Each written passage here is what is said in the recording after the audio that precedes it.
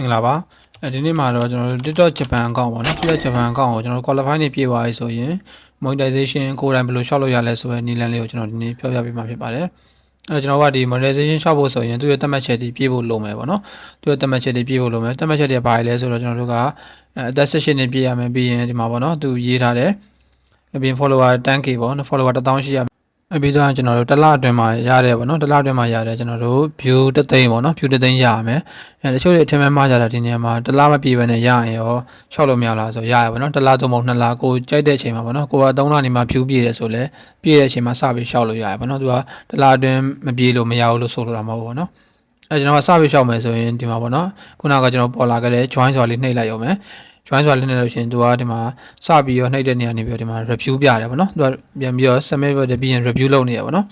ကျွန်တော်စလျှောက်တဲ့နေပြတယ်ပြီးရင်သူကဒီမှာ3 day ပေါ့နော်3ရက်ဆောင်ခိုင်းတယ်ပုံမှန်ကတော့3ရက်မကြာဘူးပေါ့နော်ပုံမှန်ဆိုရင်1ရက်ဒါမှမဟုတ်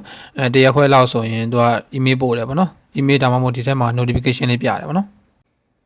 အဲ့မှာကျွန်တော်တို့ join ကိုနှိပ်ပြီးတော့ပေါ့နော် join ကိုနှိပ်ပြီးတော့နောက်နေ့နေ့မြောက်နေ့ညလောက်မှာကျွန်တော်တို့ဒီ TikTok တွေကိုဝင်ကြည့်လိုက်တဲ့အခါမှာဒီမှာ system notification နေရာမှာပေါ်လာရောနော် welcome to creator reward program ဆိုပြီးတော့ဒါလေးပေါ်လာပြီပေါ့နော်ဒါဆိုရင်တော့ကျွန်တော်တို့ကဒါ congratulation ဖြစ်သွားပြီပေါ့နော်အကောင့်အောင်သွားပြီအဲ့မှာကျွန်တော်တို့လိုအပ်တဲ့ဟာတွေထပ်ပြီးတော့ဖြည့်ရမှာပေါ့နော်အဲ့တော့ကျွန်တော်တို့သူ့ရဲ့ insight တွေကိုတစ်ချက်ဝင်ကြည့်လိုက်မယ် okay ကျွန်တော်တို့ဒီ insight တွေရောက်သွားပြီဆိုလို့ရှိရင်ဒီမှာဘာတွေ့ရလဲဆိုတော့ဒီမှာ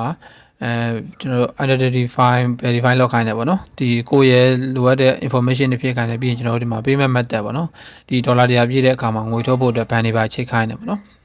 ဘောကျွန်တော်တို့ဒီ verify identity နေရာမှာကိုယ့်ရဲ့ဒီဂျပန်နိုင်ငံချင်းတွေရှိရင်ဂျပန်ပေါ့နော်ဒါမှမဟုတ်ကိုကအဲ့လိုမရှိဘူးဆိုလို့ရှိရင်တော့ဒီယုံကြည်ရတဲ့ service တွေကိုအဲ့လိုရရပါတော့ကျွန်တော်ကတော့ဒီနိုင်ငံခြားဘဏ်တွေပါမရှိတော့ကျွန်တော်တို့မချိတ်ပြသေးဘူးပေါ့နော်ဒီနေရာမှာတကယ်လို့ message ကိုချိတ်မယ်ဆိုလို့ရှိရင်တော့ကိုယ်တိုင်ချိတ်မယ်ဆိုရင်နိုင်ငံခြားလူတွေဆိုရင်တော့အပေါ်ကနေရာမှာကိုယ့်ရဲ့ဒီ passport တွေပြီးရင်ဒီလိပ်စာတွေပါတယ်ပေါ့နော်လိုအပ်တဲ့ကိုယ့်ရဲ့ဒီ information တွေဖြည့်ရမယ်ဒီအောက်ကဒီ payment နေရာမှာကြတော့ကိုဘာနဲ့ထုတ်မှာလဲပေါ့နော်ဘဏ်ကတ်နဲ့ထုတ်မှာလားဒါမှမဟုတ် PayPal နဲ့ထုတ်မှာလားလိုအပ်တဲ့ information တွေဖြည့်ရမှာပေါ့နော်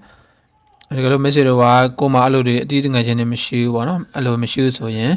ယုံကြည်ရတဲ့ service တွေကိုရှာပြီးတော့အဲ့လိုရတယ်ပေါ့နော်